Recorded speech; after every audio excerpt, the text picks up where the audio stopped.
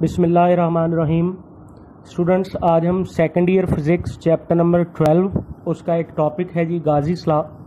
Board के लिहाज से एक इम्पॉर्टेंट टॉपिक है जी चैप्टर नंबर 12 का, वो आज हम स्टार्ट कर रहे हैं। गाजीस लॉ पढ़ने से पहले बच्चों इसको जो इससे पिछला टॉपिक है जिसके अंदर हमने बात की है कि अगर आपके पास एक क्लोज्ड सरफेस हो और उसके अंदर एक सिंगल चार्ज पड़ा हो तो उस क्लोज सरफेस का जो फ्लक्स होता है वो आप लोगों ने इससे पिछले टॉपिक में पढ़ा हुआ है। आप इसका पिछला लेक्चर सुन लें तो आपको ये फार्मूला मिलेगा कि सर क्लोज सरफेस का जो फ्लक्स होता है वो Q ओवर एप्सिलॉन नॉट के बराबर होता है। और जिस दिन हमने ये फार्मूला पढ़ाया था, जिस लेक्चर में हमने बात की थी, उसमें हमने ये भी बताया था कि ये जो फार्मूला है बच्चों ये शेप पे डिपेंड नहीं करता। आपकी क्लोज सरफेस की चाहे कोई भी शेप हो, हर तरह की शेप पे ये फार्मूला वैलिड होता है। तो अब ये जो गाजीस लॉ है इसको भी आप कह सकते हैं कि ये भी फ्लक्स ही कैलकुलेट करने के लिए फार्मूला यूज होगा, लेकिन ये सिंगल चार्जेस की वजह से नहीं है, ये flux due to n charges. मतलब हम यूं कहना चाह रहे हैं कि ये जो फार्मूला है ये तब अप्लाई होगा जब आपकी क्लोज सरफेस के अंदर एक सिंगल चार्ज होगा। अगर उसी तरह आप समझ लें कि आपके पास एक क्लोज सरफेस है लेकिन उसके अंदर सिंगल चार्ज की बजाय n चार्जेस हैं और आपने उन n चार्जेस की वजह से बनने वाला टोटल फ्लक्स कैलकुलेट करना हो तो उसके लिए हम गाजीस लॉ यूज करेंगे। मसलन मिसाल के तौर पे भी आपके पास ना ऐसे कह लें जी कोई इररेगुलर शेप की ना एक क्लोज सरफेस है और इसके अंदर n चार्जेस हैं, Q1 है, Q2 है एंड सो ऑन, और ऐसे कह लें जी ये Qn चार्जेस हैं और आपने इन n चार्जेस की वजह से बनने वाला जो टोटल फ्लक्स है उसे फाइंड करना है। तो इसको कैलकुलेट करने का बच्चों तरीकाकार ये होगा कि हम हर चार्ज का फ्लक्स इंडिपेंडेंटली कैलकुलेट करेंगे। मान लीजिए कि ये Q1 चार्ज लहदा है, इसके गिर्द आप इमेजिनरी तौर पे स्फीयर बनाते हैं और स्फीयर बना के बिल्कुल इसके जो पिछला टॉपिक है स्फीयर की कैलकुलेशन वाला वो सारा परफॉर्म करते हैं और उससे जो इस Q1 की वजह से फ्लक्स आएगा वो आएगा जी φ1 is equal to Q1 over epsilon naught. यानी यही लिखा हुआ फार्मूला बच्चों उसको Q1 पे अप्लाई कर देंगे। फिर इसी तरह आप इंडिपेंडेंटली Q2 का फ्लक्स फाइंड करोगे तो वो आएगा जी हमारे पास φ2 is equal to Q2 over epsilon naught. Similarly ये सिलसिला आगे चलता रहेगा और φn का बच्चों आंसर आएगा Qn ओवर एप्सिलॉन नॉट। यानी आपने एक एक करके सबका फ्लक्स फाइंड करना है। अब आप इसे टोटल कर दें तो हमारे पास जो टोटल फ्लक्स का आंसर आएगा जी φ total is equal to Q1 over epsilon naught plus Q2 over epsilon naught and so on, और ये सिलसिला चलेगा जी Qn ओवर एप्सिलॉन नॉट। जैसा कि हम देख रहे हैं जी यहां से हम कॉमन लेना चाहें तो हमारे पास कॉमन आएगा 1 ओवर एप्सिलॉन नॉट जो कि सब टर्म में कॉमन है। अंदर बचेगा जी Q1 plus Q2 and so on Qn, और इन सारे चार्जेस को बच्चों ऐड करेंगे तो φ टोटल का आंसर आएगा 1 over epsilon not multiplied by total charge. तो ये है जी फार्मूला जिसे हम गाजीस लॉ का बच्चों नाम देंगे, और ये फार्मूला ही अगर आप पढ़ दें तो ये बेटा यही गाजीस लॉ की डेफिनेशन होती है। अब मैं पढ़ के सुनाता हूँ, आप लोग इस बात को फॉलो करें जरा। तो ये जो बच्चों फार्मूला है अगर इसको हम पढ़ें तो ये बनेगा टोटल फ्लक्स या total electric flux through a closed surface is equal to 1 over epsilon nought times, multiplication को हम टाइम्स पढ़ रहे हैं, times of total charge enclosed in the surface. तो बच्चों ये फार्मूला भी याद करना है और इसकी डेफिनेशन भी आपने याद करनी है। कभी कभार ऐसा होता है कि गाजीस लॉ की डेरिवेशन आ जाए तो फिर ये होगा कि आप ये रैंडम शेप की एक क्लोज सरफेस लोगे, उसमें n चार्जेस अज्यूम करोगे, एक एक करके सबका फ्लक्स फाइंड करोगे, बाद में उसको टोटल करोगे तो फिर उससे आपका जो आंसर आएगा जी दैट इज कॉल्ड गाजीस लॉ। अब आगे इससे 3 लेक्चर जो चलेंगे ना उसमें आपको गाजीस लॉ ही देखने को बच्चों मिलेगा।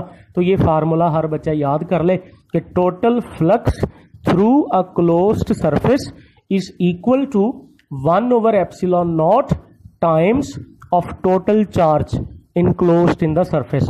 तो ये फार्मूले के साथ साथ बच्चों इसकी डेफिनेशन भी आनी चाहिए आप लोगों को। अब आगे बढ़ते हैं जी। ये जो गाजीस लॉ हमने पढ़ा है, ये जिसका फार्मूला हमने याद किया है, अगर हम बात करें जी इसकी आगे नेक्स्ट पे है applications.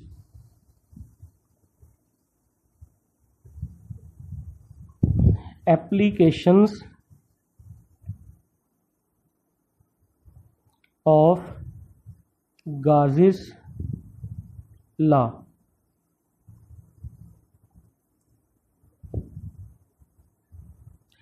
Applications of Gauss's law. देखो बच्चों, एप्लीकेशन में सबसे पहली बात आपने ये याद रखनी है कि Gauss's law is used to calculate electric field intensity due to different charge configuration. अब सबसे पहली बेटा बात देखें, ये जो ई हमने एरो साइन के साथ लिखा है इस चैप्टर में हमने पढ़ा है, ई कैलकुलेट करने के बहुत सारे फार्मूले हैं, बहुत सारे मेथड है, लेकिन उसमें से एक मेथड हम याद रखेंगे कि सर किसी भी जगह ये जो मैंने अभी लफ्ज बोला ना, due to different charge configuration, इसका मतलब ये है कि आप चार्ज मुख्तलिफ तरह से प्लेस कर लें। कभी चार्ज आप स्फीयर पे रख लोगे, कभी हमारे पास चार्ज इनफाइनाइट शीट पे पड़ा होगा, कभी पैरेलल प्लेट पे। इसको कहते हैं मुख्तलिफ तरह से चार्ज रख के अगर आपने ई फाइंड करना हो यानी इलेक्ट्रिक फील्ड इंटेंसिटी, तो फिर उसके लिए बच्चों गाजीस लॉ यूज किया जाता है। यानी गाजीस लॉ की एप्लीकेशंस में आपने ये पहली लाइन सब बच्चों ने याद रखनी है, Gauss's law is used to calculate electric field intensity due to different charge configuration. तो ये फैसला हो गया जी, हम गाजीस लॉ की जितनी भी एप्लीकेशन पढ़ेंगे उन सारी एप्लीकेशन में बच्चों हम इलेक्ट्रिक फील्ड इंटेंसिटी की वैल्यू को फाइंड करेंगे। फिर दूसरी बेटा बात आपने याद रखनी है कि Gauss's law is applicable only for closed surface. Closed surface, ये सिर्फ और सिर्फ क्लोज्ड सरफेस पे वैलिड होगा। मतलब मिसाल के तौर पे हम कहना ये चाहते हैं कि सपोज बच्चों ये हमारे पास एक क्यू चार्ज है और आपको टास्क ये दिया जाता है कि बच्चों इस क्यू चार्ज की वजह से जो इसकी इलेक्ट्रिक फील्ड है, आप एक पर्टिकुलर पॉइंट सपोज इस पॉइंट पे इस चार्ज की वजह से जो इलेक्ट्रिक फील्ड इंटेंसिटी बनती है जी उसे फाइंड करें, और वो भी गाजीस लॉ यूज करके। तो बेटो जिस पॉइंट पे हमने गाजीस लॉ यूज करना है ये कंफर्म होना चाहिए कि वो जो पॉइंट है वो किसी क्लोज्ड सरफेस का हिस्सा होना चाहिए। मतलब यहां कोई क्लोज सरफेस होनी चाहिए थी और ये पॉइंट उस क्लोज सरफेस पे लाई करना चाहिए था, फिर हम उस पे गाजीस लॉ अप्लाई करके इस पॉइंट पे ई फाइंड कर सकते हैं। जैसा कि बच्चों हमें नजर आ रहा है कि सर यहां तो फिर क्लोज सरफेस नहीं है या हमारा पॉइंट क्लोज सरफेस का हिस्सा नहीं है, तो फिर क्या करेंगे, तो फिर बच्चों वहां हम एक इमेजिनरी तौर पे वहां एक सरफेस बनाएंगे जिसको गाशियन सरफेस कहा जाता है जी, गाशियन सरफेस। ये भी बच्चों आप लोगों ने ये लफ्ज याद रखना है जी, गाशियन सरफेस क्या होती है। तो गाशियन सरफेस ये होती है कि जिस भी पॉइंट पे हमने गाजीस लॉ यूज करना होगा उस पॉइंट में से गुजरती हुई एक क्लोज्ड सरफेस इमेजिन की जाएगी और उस इमेजिनरी क्लोज सरफेस को हम कहेंगे गाशियन सरफेस। मतलब जिस पॉइंट पे आपने ई फाइंड करना, अगर तो वो किसी क्लोज सरफेस का हिस्सा है तो ठीक है, नहीं तो फिर उस पॉइंट में से गुजरती हुई एक इमेजिनरी क्लोज सरफेस बनाएंगे और उस इमेजिनरी क्लोज सरफेस को हम गाशियन सरफेस कहेंगे। वो स्फीयर भी हो सकता, वो सिलेंडर भी होगा, वो रेक्टेंगुलर बॉक्स भी हो सकता, वो कोई भी शेप हो सकती है, लेकिन वो एक इमेजिनरी सरफेस बनाना लाजमी होगी और गाजीस लॉ फिर उस सरफेस पे अप्लाई किया जाएगा। बच्चों याद रखिएगा जी, गाशियन सरफेस की फिलहाल अगर हम बात करें तो ये एक तो ये है, ये 3D सरफेस होगी। मतलब कोई ऐसी चीज होगी जिसका वॉल्यूम भी होगा, मतलब ये सर्कल नहीं हो सकता, ये रेक्टेंगल नहीं हो सकती, ये कोई 3D sphere, cylinder, rectangular box, इस तरह की चीजें होंगी जो 3D होती हैं। और एक इसकी शर्त ये है, should pass through that point, should pass through that point, यानी ये उस पॉइंट में से पास होके जानी चाहिए जिस पॉइंट पे बच्चों आपने ई फाइंड करना होता है। ये दो शर्तें हैं, तीसरी भी है लेकिन वो जब एप्लीकेशन शुरू करेंगे तो फिर आपको बताएं कि तीसरी शर्त क्या देख के कौन सी शेप कहां लेट की जाती है। फिलहाल आपने याद रखना है जी, गाशियन सरफेस 3D होनी चाहिए और ये उस पॉइंट में से पास होके जानी चाहिए जिस पॉइंट पे आपने ई फाइंड करना होगा। अच्छा जी, अब बाकायदा तौर पे जो बच्चों आगे फिर एप्लीकेशन शुरू हो जाएंगी कि आप फलां जगह ई फाइंड करके दिखाएं, फलां जगह ई फाइंड करके दिखाएं, लेकिन मैं बाकायदा एप्लीकेशन पढ़ाने से पहले आपको ना कुछ याद करवाना चाहता हूं ताकि अगले लॉन्ग क्वेश्चन में आप लोगों को आसानी रहे। हाउ टू अप्लाई या how to find E using Gauss's law. देखो बच्चों, ऊपर हम कह हैं कि हमने गाजीस लॉ से ना ई फाइंड करना होता है इलेक्ट्रिक फील्ड इंटेंसिटी। अब आगे एप्लीकेशन आएंगी, वो 3 एप्लीकेशन है, तीनों लॉन्ग क्वेश्चन है, लेकिन तीनों लॉन्ग क्वेश्चन बाकायदा पढ़ने से पहले हम याद कर लेते हैं कि सर कहीं भी गाजीस लॉ अप्लाई करने होना तो उसके 4 स्टेप होते हैं, 4 काम हम करेंगे तो फिर उससे सर गाजीस लॉ की हर एप्लीकेशन जो है वो सॉल्व हो जाएगी। तो पहला स्टेप बेटा ये होगा, imagine Gaussian surface, imagine Gaussian surface. सबसे पहले आपने क्या करना होता है, गाशियन सरफेस लेट करेंगे। सबसे पहला काम है, जिस भी जगह पे हम बात करने लगे वहां गाशियन सरफेस लेट कर लें।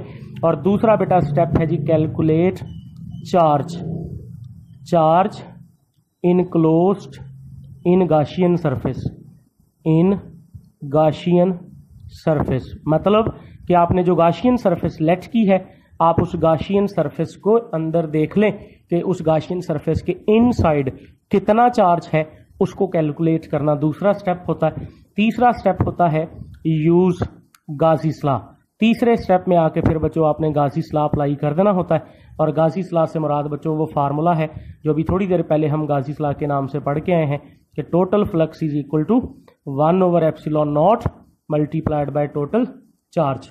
तो ये गाजीस लॉ का जो फार्मूला हमने पढ़ा है वो अप्लाई करना है। और चौथा और आखिरी बेटा स्टेप होता है कि फिर हमने फाई फाइंड करना होता है, ई डॉट ए अप्लाई करके, जो कि फ्लक्स की डेफिनेशन है, फ्लक्स का फार्मूला।